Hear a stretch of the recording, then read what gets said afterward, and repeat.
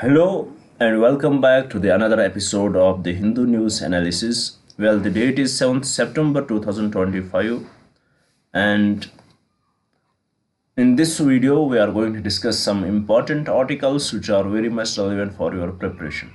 As you know, it is Sunday today and there are no editorials. So whatever was important there, we had brought it here.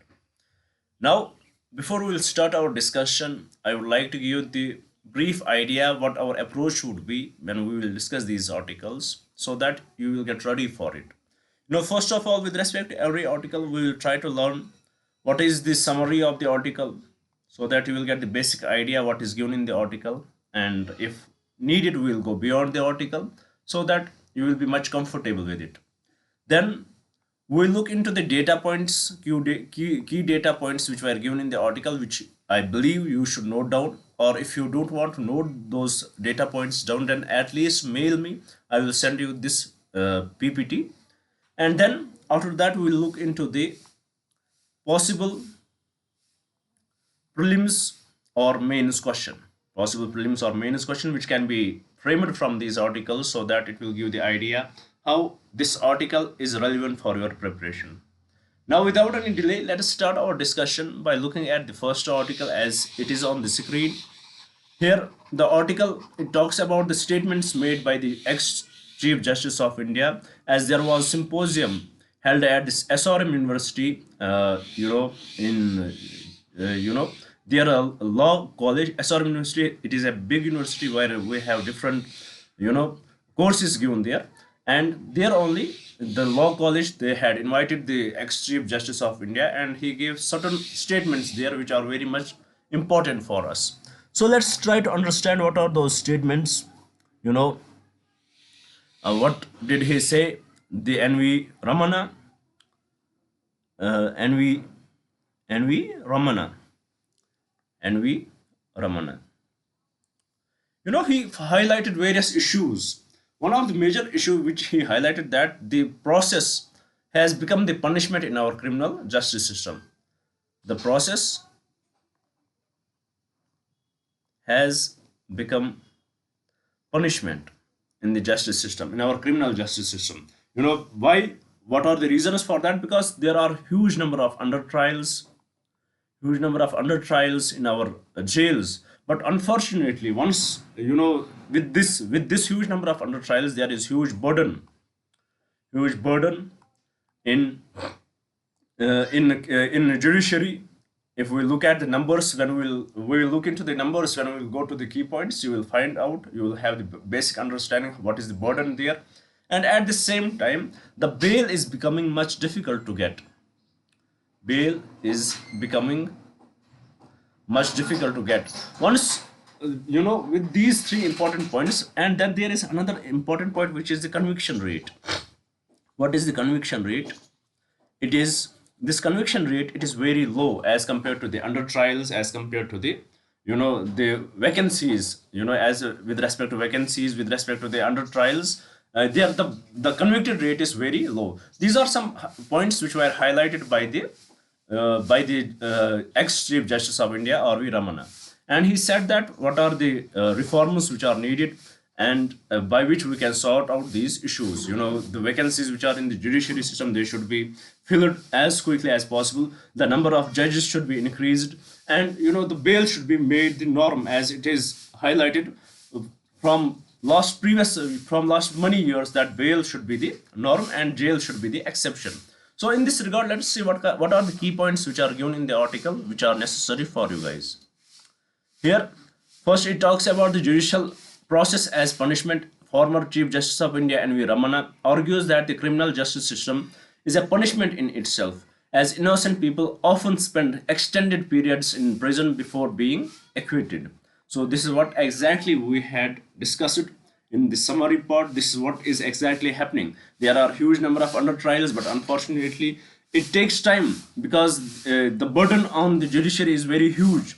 So case pendency is very huge. So it takes time to listen their cases. Judiciary takes time to sort out solve their cases, and once their cases are sorted, they are acquitted. And the reason why they were in jails are not in line with the in line with the what acts they had done.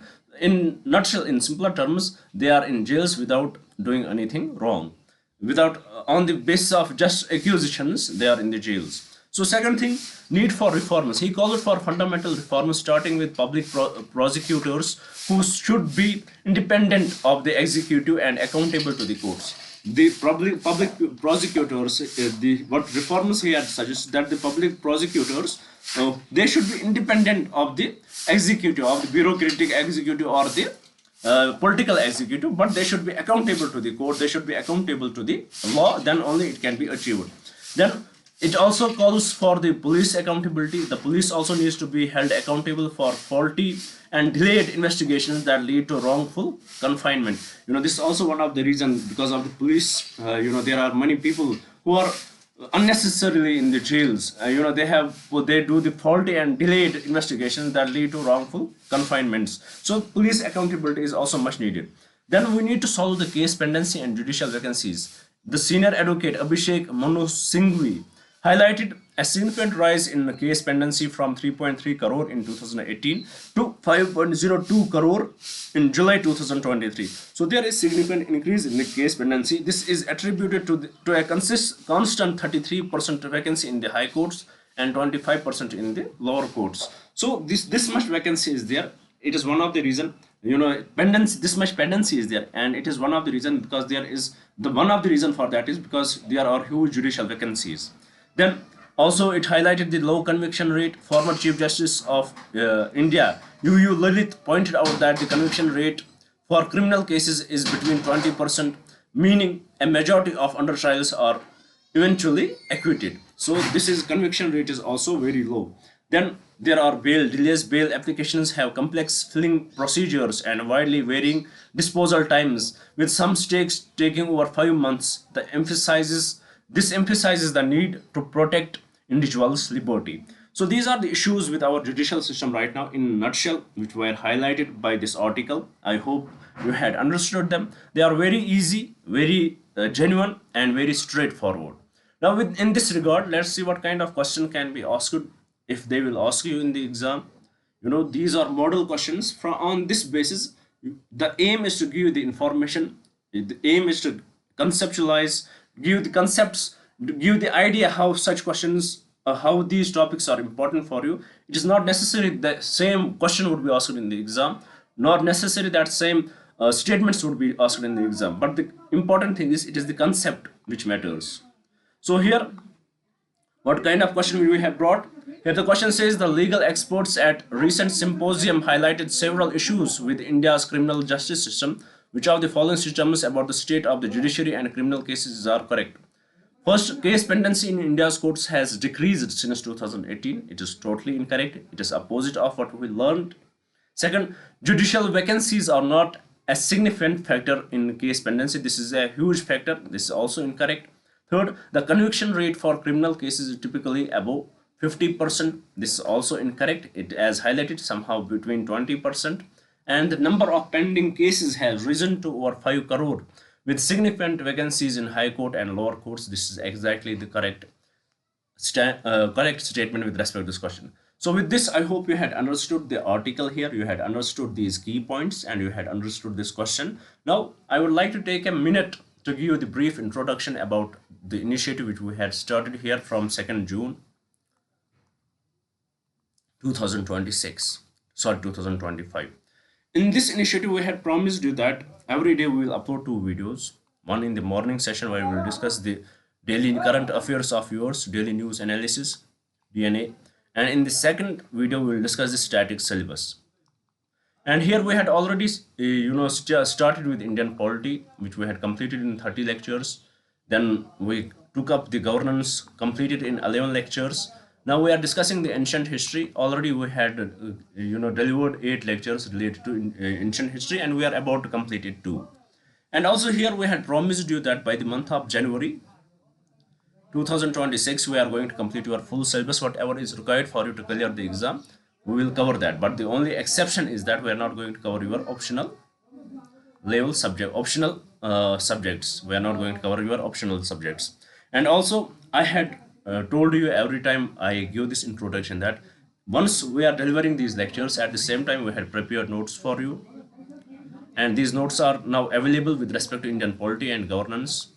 And if you want to get access to it, you know what you will have to do. You will have to mail me at salvation, UPSC 136 at the rate gmail.com. And once you will mail me at this mail ID, you would be told to pay only 200 rupees.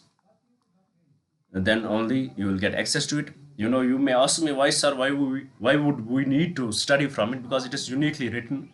After every concept, you will find a possible prelims and mains question. And also, there is no topic which you will not find here, which is important for your preparation. So with this, I hope this is the initiative which is very much understandable to you guys. If you want to be the part to it, just subscribe the channel, share it with your friends so that they may also get benefited from it. And please do write in the comments what else should we bring for you guys. Now without any delay, let's move to the another article and see what it is about. Well, the article is again about the GST rate, GST 2.0, GST 2.0, where thus there is the slab change. You know, it has been, GST has been, the indirect taxes has been made much simpler. Now it is only, earlier it used to be 5%, 12%, 18%, and 28%. Now it is only 5% and 18%. We know that.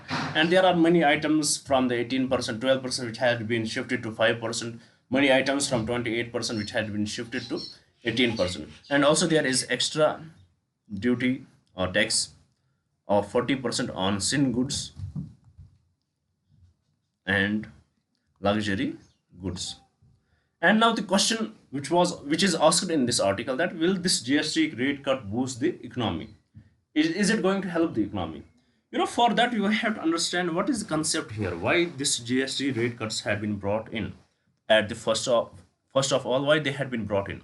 You know, when always remember that whenever there are rate cuts or whenever there are tax cuts, always try to understand that what is the motive behind it. That the motive is that there should be more money in the simpler layman's economy I am teaching you right now. There should be more money in the hands of people. When there is more money in the hands of people, the people will get more attracted and they will invest more. There would be more consumption. When there is more consumption, it will eventually impact the GDP of the country, and eventually it is going to help the country. It is eventually going to boost the economy. But at the same time, when this GST there has been rate cuts, definitely it is going to impact. Earlier we have these slabs, we used to tax much more. Now, what is going to have the impact of this on our tax economy? You know, what we used to get from it. Definitely there is going to be some change. You know, center will see some losses and state will see some losses. There are conflicts between some center and some states which are opposition led. There are conflicts between the two, and there are calls for the negotiation of cess and surcharges. That there are calls for that. Different states are calling that there should be compensation should be given to them. So in this regard, you know, the basic idea behind this economic GST rate cut is to boost the economy, to lead the money in the hands of the people so that they can consume more. Once they will consume more, it will eventually circulate money back into the market, and eventually, the economy will grow. So in this regard, let's see what are the key points given in the article. Here it talks about the rate rationalization. First statement, the GST structure has been simplified from multiple slabs, which we had discussed.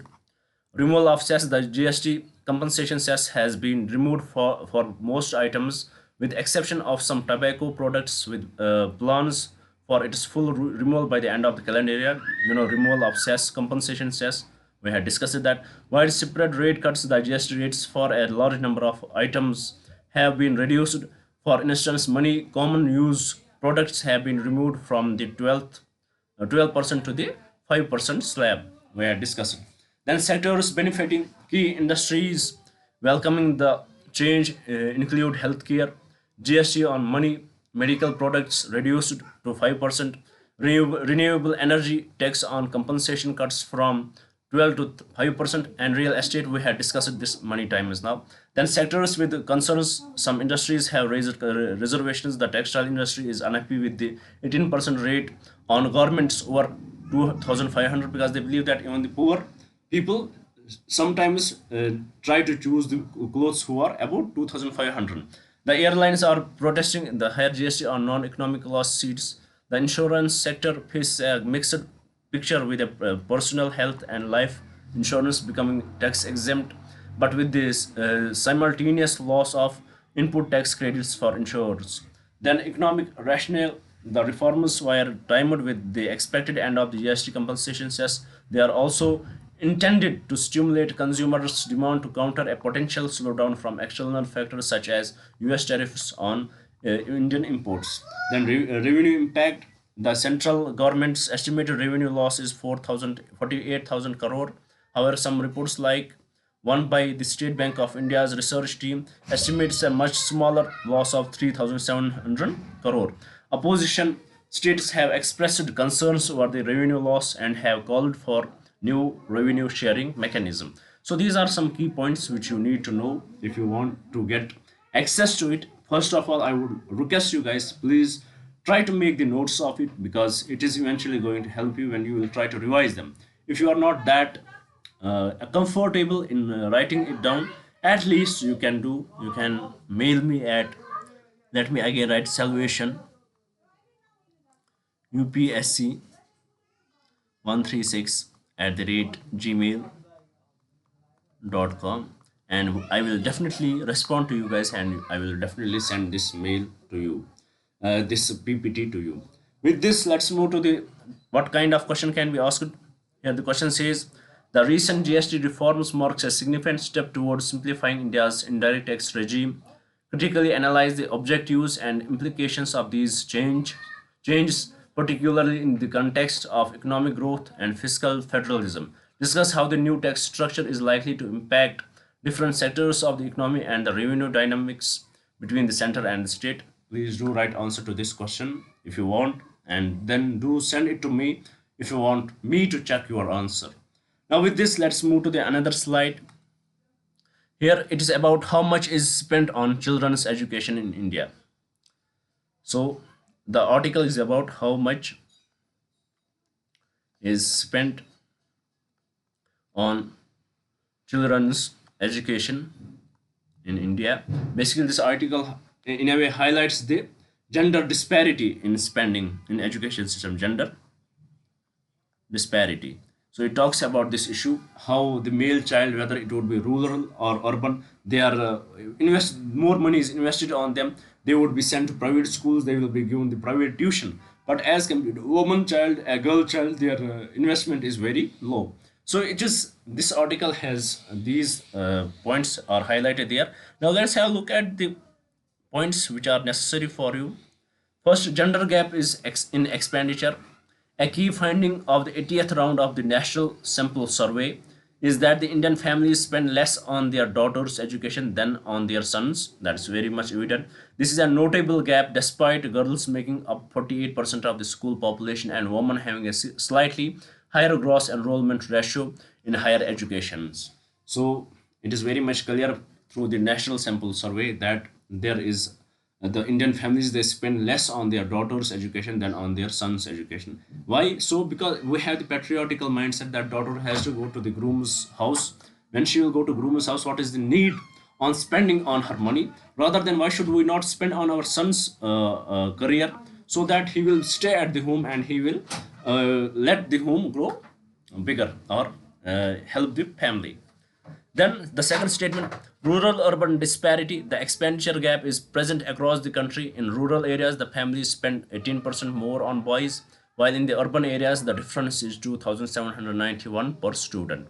So this is exactly how much disparity is in the both rural as well as in the urban areas. Then there is wider gaps in higher education. The expenditure gap widens significantly at the higher secondary level, with families spending an average of 30% more on boys' education in urban areas. So in urban areas at the higher secondary level, the families, they tend to spend more on boys' education. Then school choice, the disparity is reflected in school choice with the 34% boys enrolled in private unaided schools compared to only 29.5% of girls. Conversely, 58.4% of girls attend government schools which are often free. So this is how much Indian parents are invested in their girl child's education. Then also the private tuition. While enrollments in private tuition is similar, the expenditure gap widens in higher classes. On average, families spend 22% more on tuition fees for boys at the higher secondary levels. That is exactly correct.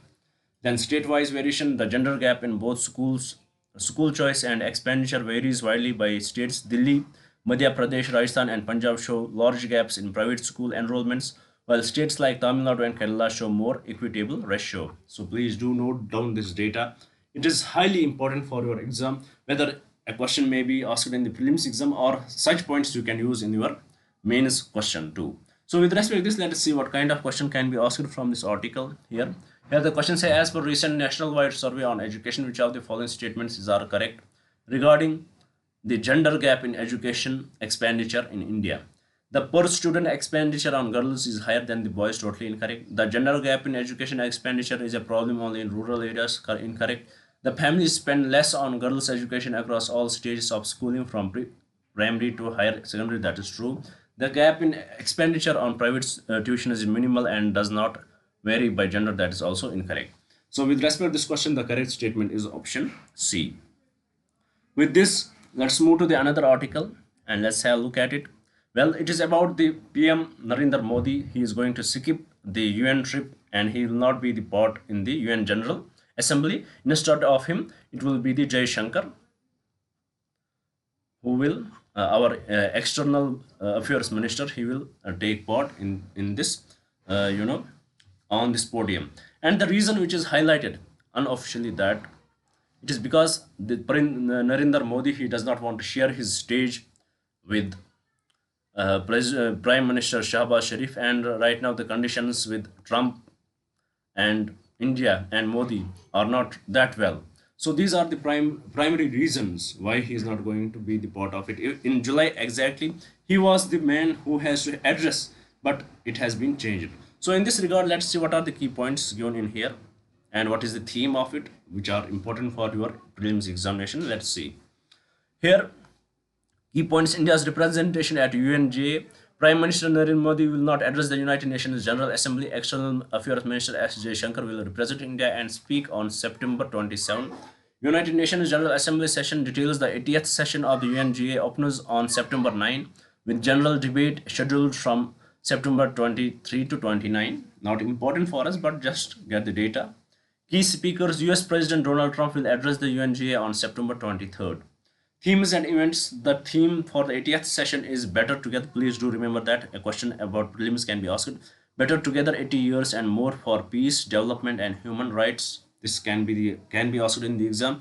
The session will also include a meeting on the 80th anniversary of the UN, a high-level meeting on the Beijing Declaration and platform for action to commemorate the 30th anniversary of the 4th World Conference on Women and Climate Summit. Then related issue, the session is taking place and the ongoing Israel-Hamas war and the Ukraine conflict. The article also mentions the strained US-India relations due to US tariffs. While that could be the reason why Narendra Modi does not want to attend that. That may be the reason. So in this regard, let's see what kind of question can be asked. Here the question says, which of the following statements about 80th session of United Nations General Assembly are correct? First, the session will, this is not important for you, but for the comprehensive level, at the state civil service exams, at comprehension level, this question can be relevant. So first statement is correct. It will give a practice. Then this statement, the theme, it is very much important. The theme for the 80th session is Better Together, 80 years and more for peace, development and human rights. This is exactly true.